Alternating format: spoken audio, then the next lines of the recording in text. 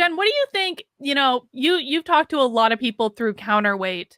What are some of the things, what are some of the psychological ramifications of being in environments like this where you feel like you're surrounded by the woke? What do you think are going to be some of the long-term ramifications of this entire ideology?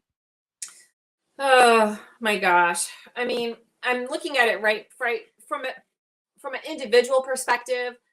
I've seen it really impact people's ability to do their jobs because they are completely terrified of saying the wrong thing or choosing to not agree and then facing those repercussions. A lot of people have found that their work performance has gone down. I've talked to several people that have had to take medical leaves of absence because they have been treated badly in their workplace for not subscribing to this ideology. And they are finding that their relationships with their colleagues are not as good as they were. It is absolutely affecting people's mental health on an You know, individual basis. People with anxiety attacks, panic attacks, sleep disturbance. It's having a really bad effect. And just that isolation and sense of being alone. And as to what it's going to do to society overall, divisiveness and destruction until, in my opinion, until we can stop this and take a more positive approach. I agree. And as you were talking, I was just pulling up. So I want to show you this. And I just want to go through the list. So I wrote my doctoral dissertation about workplace bullying, right? So I did a lot of work with different workplace bullying and different organizations. And here is a little checklist that I wrote to help evaluate whether or not you are the target of workplace bullying. And it occurred to me when you were speaking just then that what you're describing are different attributes of workplace bullying. And so Yeah. I want to just go down the list and ask you if these are some of the things that the people you're talking through at Counterweight have experienced. Oh, yeah. So do that. So we have work related topics up here. We've got personal related topics, and then you get into the severe stuff at the bottom. But have they had information withheld from them that affects their performance if they're not buying into this woke stuff? I don't think I've seen that yet. The people that I've talked to. Okay, so we're going to be ethically honest about this. I'm going to put a little X in that column. Having work assigned to them that is below their level of competence. Mm-hmm. Yeah, Yes. that happened. I was going to put once a month for your answers because we won't get into the nitty gritty. That's too personal. Yeah. Having their opinions ignored. Has that happened? Oh gosh, yes. Heavens. Yeah. Having tasks assigned to them with meeting unreasonable deadlines. Not that I know of. Okay. Having their work micromanaged or excessively monitored. Yes. Yes. Being pressured to not take advantage of job benefits such as sick or vacation days or reimbursement for expenses. I don't think so. No. Having a workload assigned to them that is unmanageable. Not from someone I've talked to now. Okay. Do they have the experience of being humiliated or ridiculed? Oh, yes. Yes. Oh, Do yes. they have key areas of responsibility removed and replaced with trivial or unpleasant tasks? Yes. Yes. Do they have gossip and rumors spread about them? Yes. Yes. Are they purposefully ignored or excluded from the team? Yes. Are they insulted or have offensive remarks made about them? Yes. Do they experience hints or signals that they should quit their job? Yeah. Oh, yeah. Are they repeatedly reminded of errors or mistakes they have made? I don't know. Yeah, I'm not sure about that one. All right. We'll give them a no. We'll give them the benefit of the doubt. Yeah. experience being the target of practical jokes played on them by people they don't get along with? No. No. Do they have allegations made against them? Oh, yes. Yeah, I Always would allegations of harm. exactly. I was gonna say, like, if they're not having Never that to me, defined. You have been yes. harmful, people being called dangerous. Mm-hmm. Are they the target of excessive teasing or sarcasm? Yeah.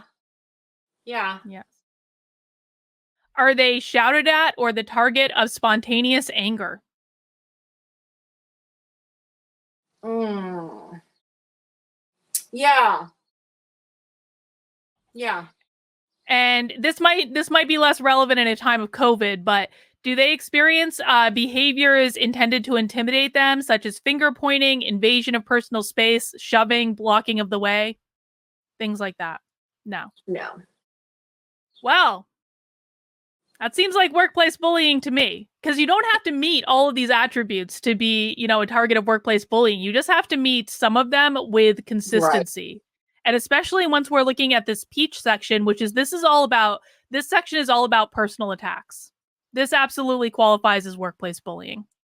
Yeah, and I'm glad that you mentioned that, because that is one of the things that people tell me, is that they feel bullied. They feel like they are being told, if I don't buy into this, if I don't articulate these same ideas that you want to hear from me, Mm-hmm. that they are facing repercussions, whether if it's being socially ostracized or taken off a promotion ladder that they were already on, or given Mm-hmm. different tasks, maybe moved to an office that's not as nice.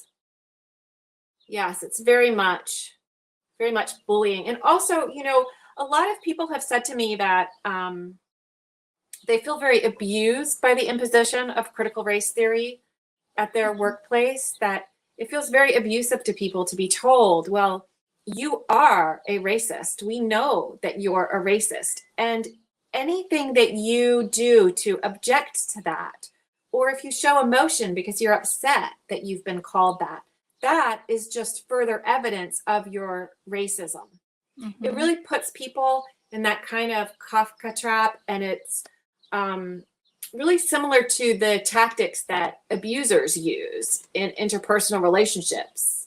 Well, it's funny that you say that, because I just want to read the proper definition, or at least the one that I use for workplace bullying. And it's actually at the top of this form, just to give people a little bit more sense of specifically how I define it. And this is from Bartlett and Bartlett, which was basically a literature review done of all the materials on workplace bullying up until 2011, which is when it was published.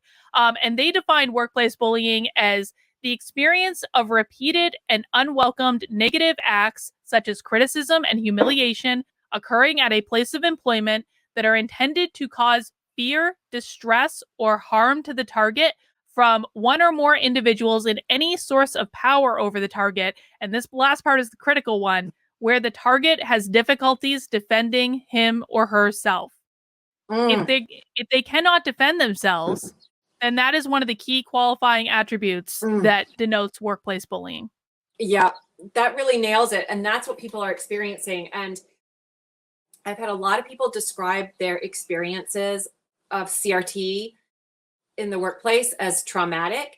And people who have a history of trauma, it is really reigniting their symptoms. I bet it is. Yeah. Oh my God. I had not thought about this directly related to workplace bullying in this way until this conversation. And now it's like, this is like a chilling experience for me.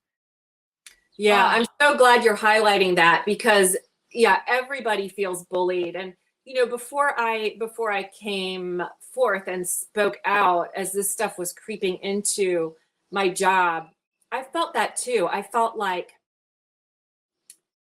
if if I don't appear enthusiastic about this ideology, if I don't subscribe to every single aspect of it, this is absolutely going to affect how I am treated at work and How do I know that they're not going to start to find things wrong with my performance all of a sudden? Because your employer, even if they were afraid of a lawsuit, they can always start to find things wrong with your performance. So they have tremendous power over you. Yeah. And they will. They will. If an employer wants to fire you, they will They will. create a reason to fire you. Yes. And the reality is that they don't even need to do that, because most employees in the United States are employment at will, which means they can be fired at any time for any reason or for no reason at all. So your employers do not need to give you reasons if they're going to fire you. They can just say, we don't have to give you a reason. Bye. Yeah. Yeah. And people have mortgages to pay, and your health insurance is with your employer. Sometimes somebody has a sick spouse and they cannot lose their health insurance. So it's quite terrifying for people, and people really do sometimes feel traumatized by this.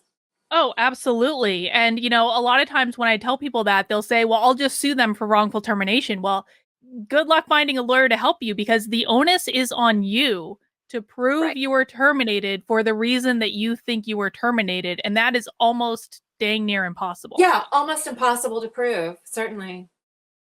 All right. Heavy stuff. But I think it's important that we're having this conversation and showing this directly, because that form that I just used, that is literally the thing that I use to measure workplace bullying in real life. I'm happy to send it to anyone that wants it. I've actually posted it publicly. I've made it available for people to use. So if you want that form, just get in touch with me and I will make sure that's available.